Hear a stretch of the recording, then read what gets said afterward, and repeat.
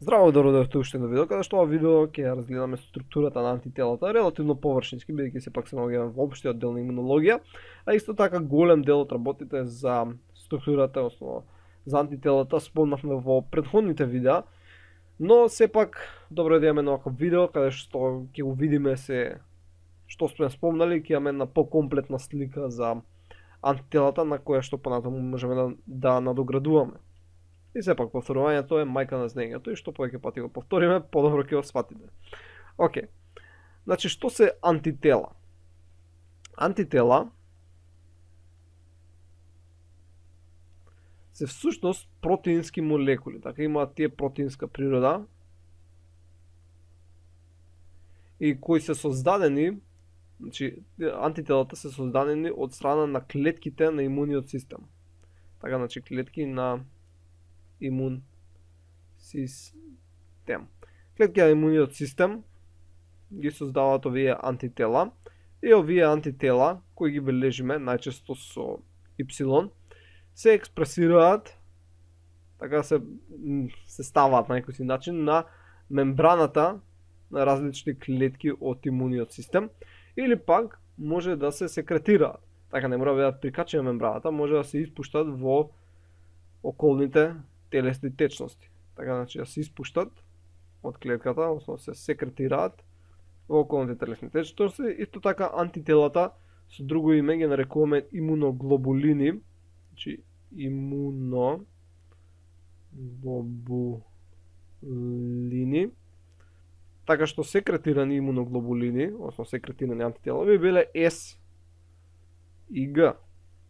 Сега, чим се тие протеини, тоа значи дека нивната структура е кодирана внатре во јадрото на клетката. И да речеме дека имаме една клетка, вака тука доле ќе ја запишам, бидејќи тука сме е клетка на имуниот систем, значи ова е некоја си клетка на имун систем, која си има јадро.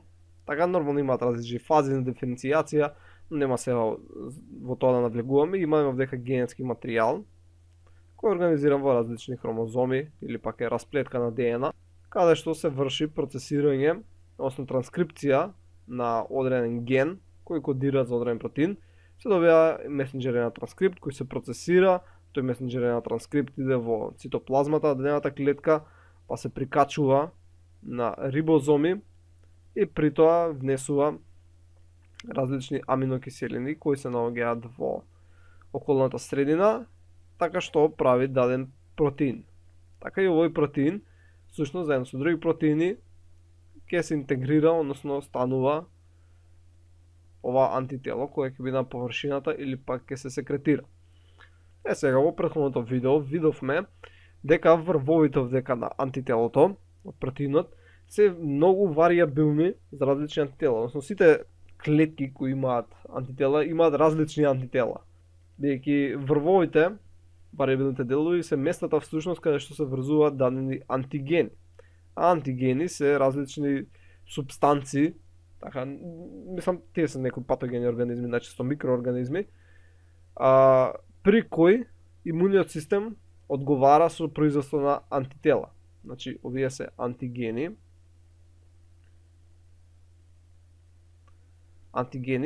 за кои имуниот систем одговара со производство на дадени антитела. Сега, како што реков во минатото видео, имаме огромен број на антигени и затоа потребна е генетска рекомбинација внатре во генетскиот материјал на клетката, додека таа созрева. Ние зборевме за Б клетки и како што созрева се прават генетски реаранжмани, така што се добива прилично разнолика палета на различни Б клетки и така што сите различни Б клетки прават различни имуноглобулини. Мислам во однос на варијабилниот дел. Сега, ова, ако го представим дека горе со слика, нели ова Y форма на имуноглобулинот, односно на антителот, и ја прикажеме шематски, изгледа како на левава слика. Сега, овдека на левата слика, ќе бележам со црна боја, значи ова што е бележено со сина боја, тоа го нарекуваме тежок синџир. Така, значи тежок синџир, бидејќи е релативно поголем, така има повеќе компоненти. Значи ова е голем еден синџир. Така, имаме еден исти таков идентичен синџир, значи тој другиот кој е со сина боја, Значи овој ја обележам со 1, овој ќе обележам со 2, целото вака надоле. Имаме уште еден идентичен кој се поврзуваат еден со друг со дисулфидни мостови. Значи овие овдека кои гледаме SS врска дисулфидните мостови потекнуваат од тиоаминокиселини кои се вградени овдека во протеинот. Така значи овдека протеинот има тиоаминокиселини, метионин, цистеин, кои што имаат сулфури во својата структура која може да образуваат вакви дисулфидни мостови. Сега гледаме дека имаме со портокалова боја уште еден синџир кој не е дел од тешкиот синџир и тој го нарекуваме лесен синџир, кој може да дое во две различни форми, или може да биде капа, или може да биде ламда. Најчесто е капа, но нешто повеќе од пола, 60% од лесниот синџир се капа, но може да биде и ламда, значи има два различни вида. И каков е од едната страна, таков и од друга. Например, овој тука десниот, ако е капа, и овој левиот ќе биде капа. Така, ако десниот е ламда, и левиот ќе биде ламда. Исти се тие кои се на двете страни. Значи, буквално, иако е вака како Y буква, буквално е иста дали е на лево или на десно. Значи, можеш вака да направиш на рамнина надоле, и така што двете страни се исти. Така не прави разлика. Затоа ние можеме да збориме само за едната страна, и истото важи и за другата страна. Сега, лесниот со тешкиот синџир се поврзани исто со вакви дисулфидни врски. Осно граат дисулфидни мостови. Гледаме овдека, така имаме поврзување и лево имаме поврзување, бидејќи е слика едно на друго. Океј. Сега друго што треба да спомнеме, например овдека гледаме дека одредени сегменти од тешкиот и од лесниот синџир се бележени со C. Така например дека имаме C и на левата страна. Така. Што значи C? Тоа значи дека тој дел е константен. Така, значи C значи константен за сите различни антитела. Така, значи сите различни антитела имаат еден дел, значи овој дел, кој е ист за сите, или релативно ист. Значи он е константен. Овој дел е константен за сите антитела. Додека V, гледаме овдека горе, на врвовите, од двете страни, бидејќи се симетрични, е варијабилен.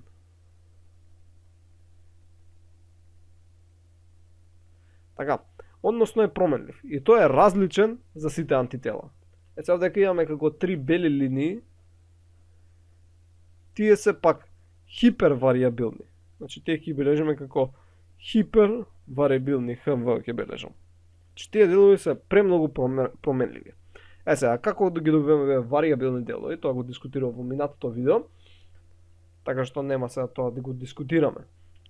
Друга интересна забелешка е, например, дека овдека имаме N буква горе, исто е овдека имаме N, така и овдека имаме N, тука имаме N, а овдека на долниот крај имаме C. Тоа значи, односно ни означува кој крај од протеинот е тоа. Бидејќи протеините се групација од аминокиселини и секоја аминокиселина се има NH3 и CO минус крај. Така како се наоѓа како цвитер јон. Ако една аминокиселина бележиме вака како се имаме алфа С атом, имаме NH3+, имаме COO-, имаме H, имаме REST за аминокиселината. Значи ова е една аминокиселина, овдека се ставаат една од друга, така имаме други аминокиселини кои се врзуваат во еден синџир, така што едната група или амино или карбоксилната група ќе стане дел од синџирот. Само краевите од целиот протеин нема да им се искористат барем едната функција, односно не функција на едната група, дали амино или карбоксилната, така што краевите на секој протеин, така како овака со зелена боја направен протеин, секој протеин има N крај и C крај. Така ова е CO-, ова е NH3+ крај. И тоа го имаат сите протеини. И едноставно само дека го бележиме дека горниот дел е всушност N крајот, значи N крајот се наоѓа кај варијабилниот дел, дека C крајот на протеинот се наоѓа во константниот дел. Друга работа е, например, овдека не знам дали се догледало, ова треба да го поместам на лево, дека имаме FAB регион, значи FAB, не знам дали се дочитува таму, FAB, и имаме FC регион, значи FC. Сега, FC регионот Може да биде реактивен дел, но може и да биде вметнат внатре во мембраната. Ако збориме за антитела кои се мембрански, значи овдека вака би имало мембрана, така, би имало фосфолипиден двослој.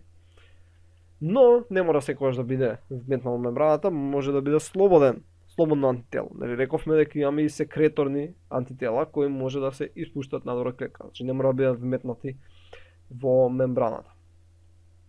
А овој Хиген регион е всушност Хиндж регион, не знам тука зашто така е бележен, може да некој друг преводе, кој е всушност регион на зглоб, односно зглобен регион. Така, ајде да бележиме. Значи ова дека имаме зглоб. Нали, како што имаме зглобови на екстремитетите, кои на други делови од телото, кои што ни дозволуваат движење во даден опсек. Тоа му дозволува на овој ФАБ регион, значи горниот регион, да се движи од 0 до 90 степени, така што дозволува некоја си поголема ротација, полесна интеракција со различни антитела. Значи го имаме тој зглоб.